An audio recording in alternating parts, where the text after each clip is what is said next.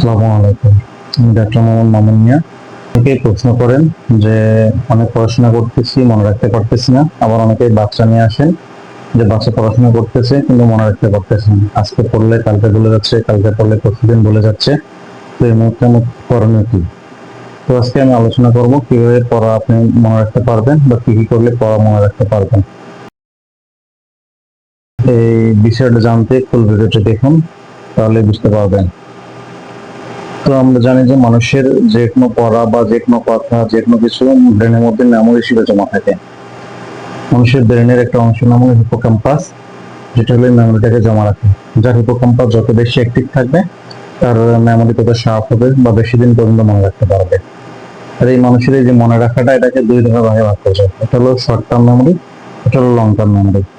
Short term memory সাধারণত কয়েকদিন বা কয়েক মাস মনে রাখে, আর লং টার্ম মেমোরি এটা হলো দীর্ঘদিন পর্যন্ত মনে রাখতে পারবে। অর্থাৎ আপনি আজকে একটা পড়া পড়ছেন, যেটা যদি 6 মাসের বেশি মনে রাখেন, তাহলে বুঝতে হবে আপনার লং টার্ম মেমোরি।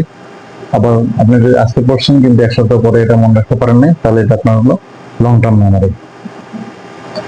তো এই মানুষের ব্রেনের হিপোক্যাম্পাসকে অ্যাক্টিভ করতে গেলে আপনাকে কয়েকটা জিনিস ভালোভাবে মেনে চললেই কিন্তু আপনি যে হিপোক্যাম্পাসটাকে অ্যাক্টিভ রাখতে পারবেন। তার মধ্যে একটা হলো রেগুলার ঘুমানো, নিয়মিত পর্যাপ্ত পরিমাণে ঘুমাইতে হবে। অর্থাৎ দৈনিক প্রায় 7 ঘন্টা থেকে 8 ঘন্টা ঘুমাইলে আপনার ব্রেনটা বেশি অ্যাক্টিভ থাকবে এবং বেশি রেস্টে থাকবে।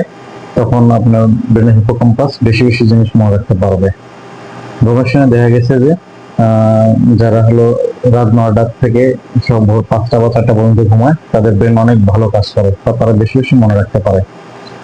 আর যারা বেশি রাত পর্যন্ত জেগে থাকে, তারা সাধারণত যে মনে রাখার ক্ষমতা, এটা আস্তে আস্তে লোপ পায়। 2 নম্বর হলো বিশুদ্ধ খাবার এবং নিরাপদ খাবার খাইতে হবে। বিশুদ্ধ খাবার, নিরাপদ পানি এসব পান করতে হবে। বিশুদ্ধ খাবারের মধ্যে হলো ন্যাচারাল যেসব খাবার আছে, অর্থাৎ শাকসবজি, ফলমূল, বাদাম।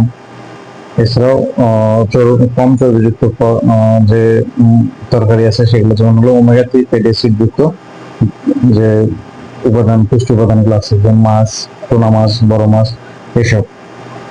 এছাড়া 3 নম্বর হলো রেগুলার এক্সারসাইজ। অর্থাৎ রেগুলার এক্সারসাইজ করলে আপনার ব্রেনের মধ্যে বেশি বেশি এন্ডোরফিন রিলিজ হবে এবং সেটা বেশি বেশি করে মেমোরি হিসেবে ব্রেনের মধ্যে তথ্য জমা রাখবে, মোটামুটি বেশি বেশি মনে রাখতে পারবেন।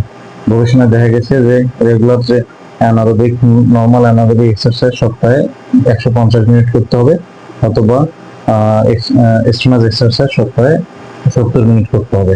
তাহলে আপনার ব্রেনে বেশি বেশি এন্ডোরফিন রিলিজ হবে এবং বেশি বেশি আপনি মনে রাখতে পারবেন।